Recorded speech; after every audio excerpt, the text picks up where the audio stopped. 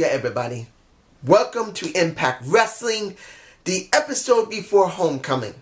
Now, before I get started, I wanted to say that if you guys don't know, Andre Corbell has already covered this on his channel. That is a good possibility that Impact Wrestling will be moving to another network other than Anthem and Pop TV. So, well, I think it is still Anthem, but it might be another network. I don't know yet. I did see it, Andre, but I kind of forgot. Sorry. But when it comes down to it, we may be getting an even more better product than we've been getting now because it's been kind of PG, and maybe they'll become more PG-17. Kind of like what's going on with Major League Wrestling, which I will be doing a review this Saturday if it's released this Saturday. But this is not about Major League Wrestling. This is about Impact Wrestling, and this was a good show. We didn't really get a lot of matches, but we got a lot of content. The first thing I want to cover is the closing of the show.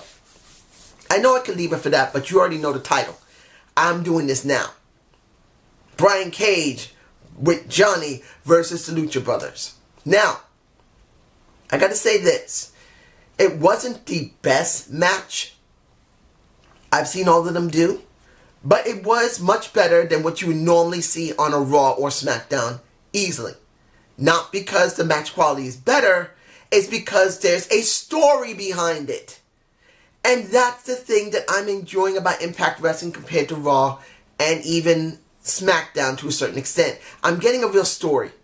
And I'm at least saying that the Lucha Brothers has got to deal with LAX. And you got Johnny Impact. I hate saying Impact. But you got Johnny dealing with Brian Cage, who's his friend. But then you also got Phoenix, who's his friend. And all of them wrapped together in a nice big match.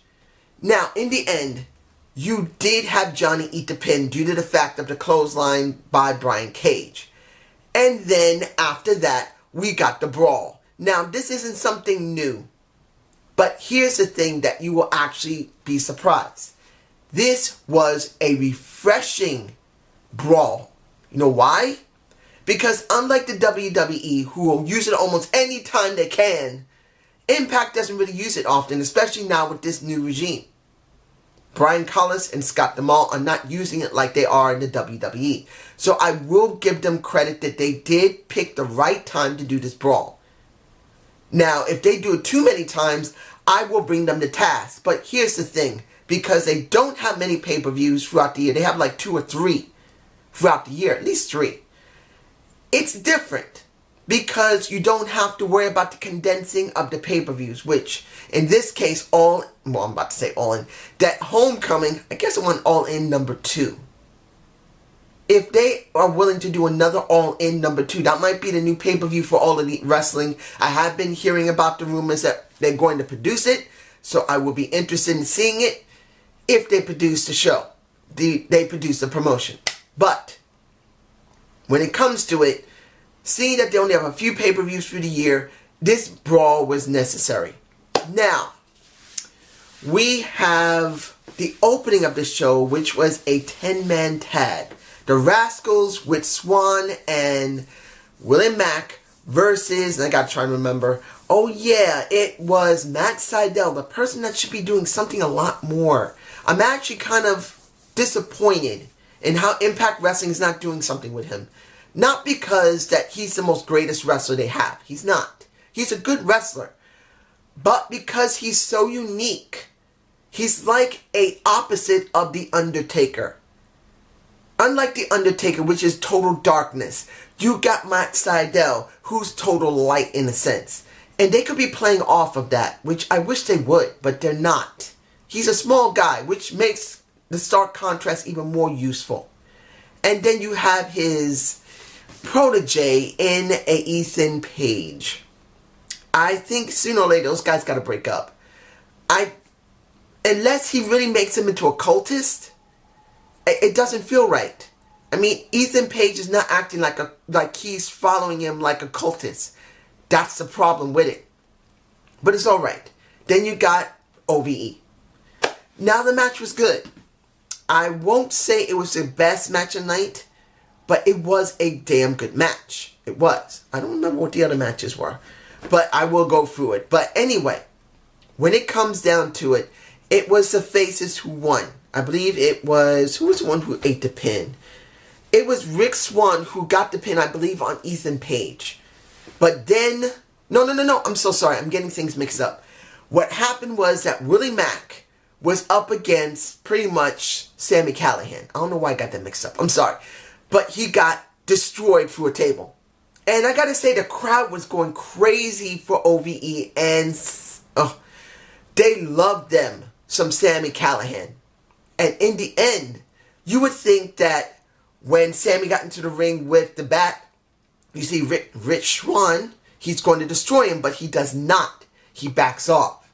And they're trying to play off the mind games between Sami Callihan probably dealing with Rick Swann. I don't really know how to feel about this. It doesn't mean it's bad. I just don't know where they're going to go with Willie Mack and with Rick Swann. Rick Swann, I keep saying Rick, sorry. I just don't know. They really need to break them up. Eventually. Or at least give them a title eventually. Something's got to be done. That's just me. Fallah Bahh and KM versus the Dempsey Hit Squad. I'm getting this over right now because I just want to flash in front of my face the images of a very sexual and sensual Scarlett Bordeaux. She's probably been flashing in my face all this time, and I'll probably flash the same pictures again when it's time to show them wrestling. This was not about Fallah Bahh. This wasn't about KM. This wasn't about Gamma. This wasn't about Gamma Sum, or this was about Raju. This was all about the Bordeaux. She's here. You can see how beautifully curvy she is. Whoever she's married to, if she's married, she could be man or woman, I don't know. Congratulations that you look like you might be with a very beautiful woman that, from what I understand, is actually a very nice person. So you got the incredible package. So whoever you are, male or female, congrats. But anyway, she's in my face again, I'm sorry. This match was good. But when it really came down to it was how they tried to play up how much both sides wanted Scarlett Bordeaux's, how can I say this? They just wanted her to be in their corner, just smiling. I don't even know if these guys can even handle being kissed by her, let alone doing something sexual. That's the way they're playing it up. And this is the true difference between a guy who's playing up how sexual somebody is and who's playing up and acting like a damn stupid pervert.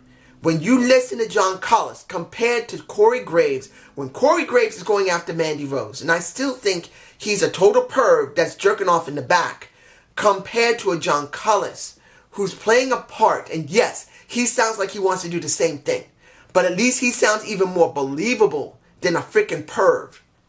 He sounds like a horny old man. And then you got Corey Graves, who sounds like a guy who would rape a 14-year-old kid.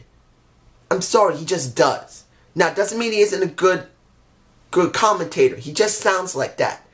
You guys tell me below how you feel about that. But in the end, it was Fallah Bahh who got the pin, who won it. And you could see him saying something to her, saying, Fallah Bahh, screaming at her. Or Bahh, he just screamed at her and she reacted like, oh, he just did something I like. Now the question is going to be, is she going to be their manager or not?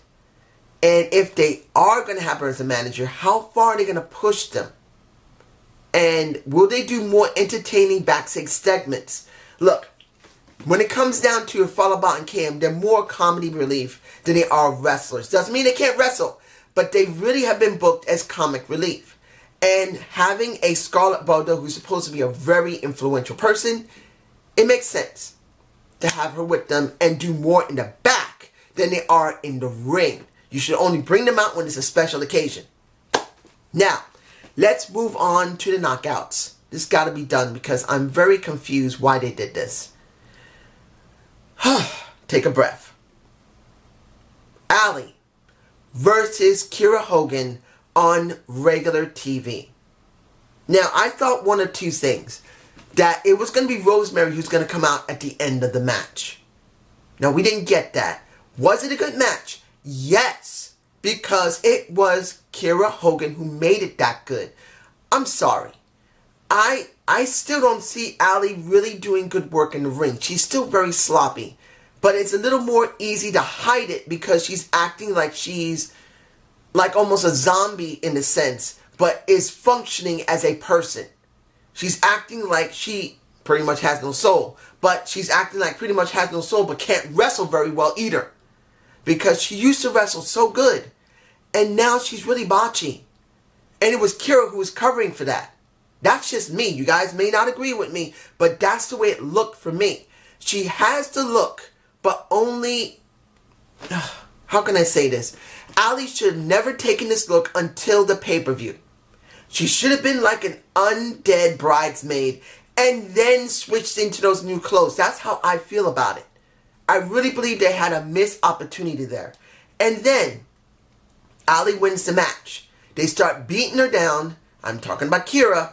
And then you got Jordynne Grace coming out and demolishing both the incredibly lovely, and maybe that's going a little too far, incredibly lovely Su Yung, who looks like she will eat you in half. She'll just eat you and leave only the half. And the heavily cleavage, and you can see the cleavage in my face, of a Allie. This is the problem I saw. How can I say this? It's got to be stated, they need Rosemary. She should have been there.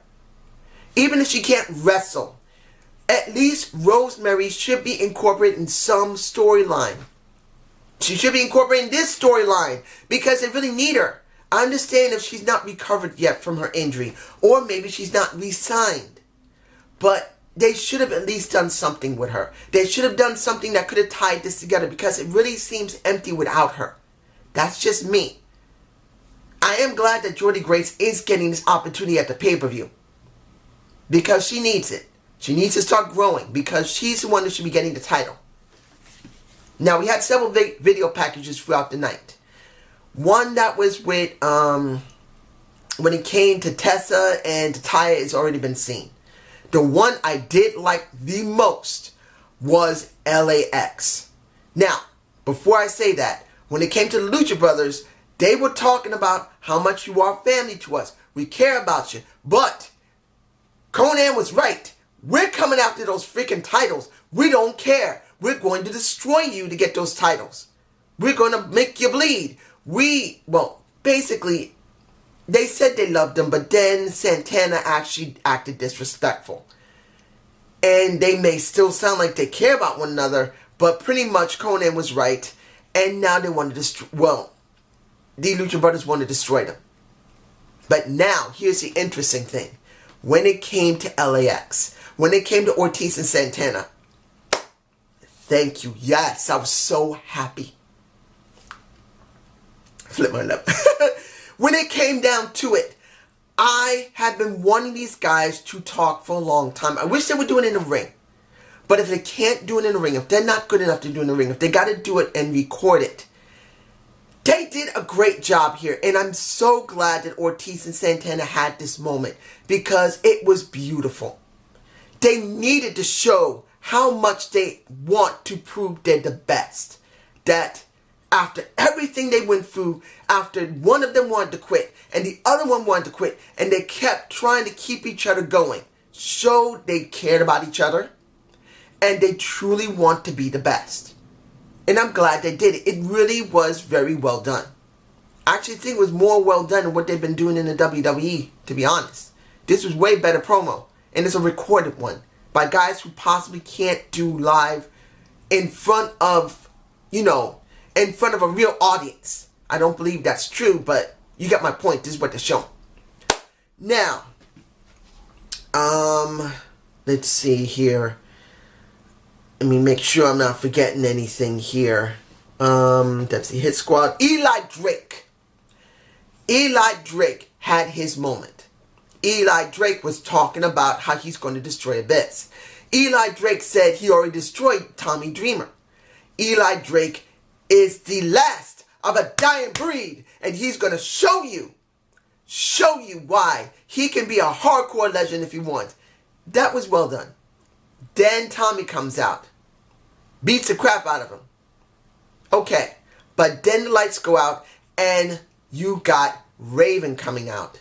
And he's standing in front of Tommy and you think, well, what do you know? They're going to start messing with each other. Eli's going to get what he wants. He's going to have the hardcore legends go up against each other and he don't have to worry about nothing. Nope. He gets his ass punched out. And then he has to roll out of the ring and these two guys are standing in the ring, standing tall. Now, this is kind of a double-edged sword for me. It's well done. At least to the point where you understand the reason why Raven was willing to knock out Eli with Tommy. Because they're both hardcore legends and you got Eli basically disrespecting hardcore wrestling. But then it's like, depending on how far both of these guys are going to be used, particularly at the pay-per-view this Sunday, I don't know. I'm hoping this is going to get Eli over. Because this is what it really comes down to. For me personally, I mean, it's great to see Raven back in the ring if he comes back in the ring for any type of reason. It's great to see Tommy, particularly for me personally, knowing what's going to happen this Saturday, if they're going to show it this Saturday. I am interested in seeing the Singapore K match. If you don't know what I'm talking about, look at my overview of, review of episode 36 of Major League Wrestling. But when it comes down to it, knowing you got two hardcore legends in the situation, you wonder how far they're going to go this route with Eli Drake. Are they going to try and make him a hardcore legend like with Eddie Edwards? Which we did not see Eddie and we did not see Moose. We just saw video packages of them. Which is understandable because they'll tear each other apart. I just wish there was a stipulation match. I think there's a stipulation in the match they're going to have, but if it isn't, it needed one. Honestly, they needed a stipulation match, if there is not one, because I don't remember what was stated at the end of the show. And now, one last thing before I talk about the thing I care about.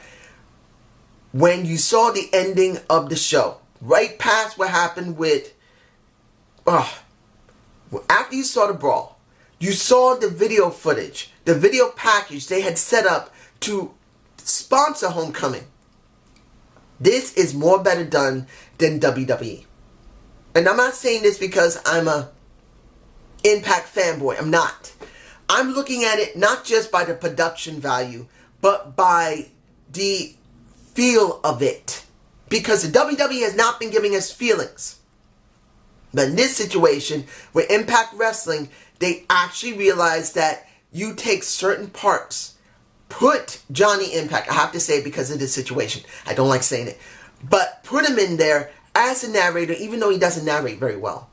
You make sure that the video package is done properly with the right music, with the right setting, with the right background. The guy's got fireworks going off in his face. It was well done. Better quality than the WWE.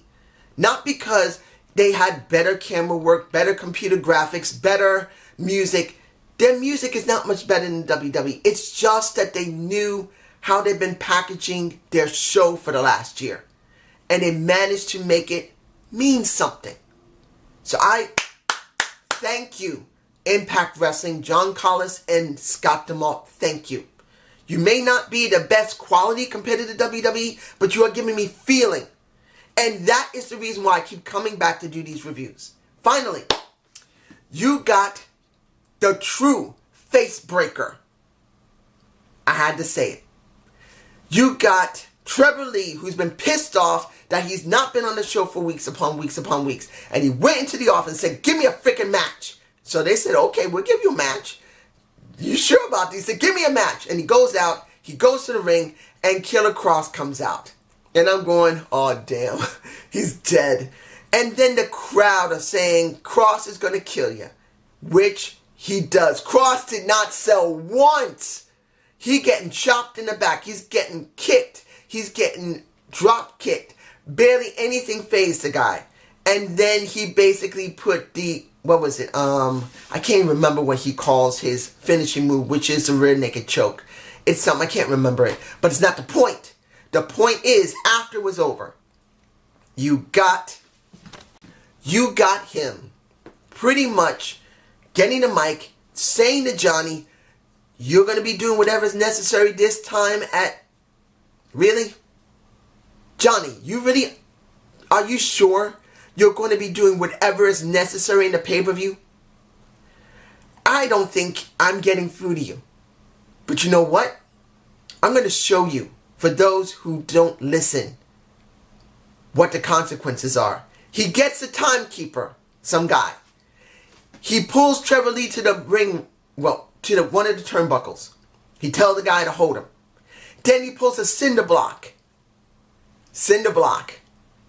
He picks it up and says, you better hold this in his face or I'm going to hurt you. So he does. And he winds up, runs at him, and it's in my face. Each scene is in my freaking face. He shatters the damn thing on his face, and Trevor's done. Now, it's a good possibility, and I'm saying this right now, that Trevor Lee has now finished his contract and he's not coming back. So ending him like this would make sense. They don't want him to go out really bad. Well, actually, they are making him look bad by letting him get decked with a cinder block in his face by Killer Kross. But at least they're doing it in a way that if he does come back and he goes after Killer Kross, there will be a reason if he returns. Because if he does come back, he will have a reason to come back because Killer Kross put a cinder block to his face and then punched it and shattered it on his face. So that would be a good reason to bring him back with a good story. Even though it looks like he got buried, he didn't, because that's a good way to bring him back. And he could come back against Killer Kross that way. This show was actually good. That one match was the best match of the night. Not because it was the best technical match. It was good between Trevor Lee and Killer Kross. It was due to the fact of the ending of it. That he's still connected to Johnny. To show that he needs him. And how dangerous it is to be against him. And then you see the true power of Killer Kross. That he doesn't care. He will destroy. And John Collins screaming, Jesus! Like that was just well done. It was. And I think I put some in my face because I just looked terrible doing it. But in the end, this was a good show. And I can't wait to see Homecoming. Now, I hope you enjoyed this show. Please leave a comment below. And if late, I'm botching. I wish to say two things. One, if Major League Wrestling is coming out this Saturday, I will watch it, I will review it, and I will upload it that same day. And also, I really hope you enjoy the new, I'm hoping you enjoyed the new intro. I did my best. I hope you like it. Have a good day. Have a good night. Peace.